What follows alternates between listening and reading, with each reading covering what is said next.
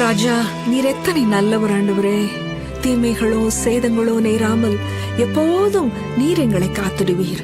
மனுஷனை நம்புவதை பார்க்கிலும் கர்த்தர் பேரில் பற்றுதலாயிருப்பதே நலம். பிரபுக்களை நம்புவதை பார்க்கிலும் கர்த்தர் பேரில் பற்றுதலாயிருப்பதே நலம் என்று உம் வார்த்தை சொல்லுகிறது போல நாங்கள் என்றும் உம்மையே சார்ந்து வாழ பலன் தாரும். ஆமென். என் இன்ப துன்ப நேரம் நான் உம்மை சேருவேன்.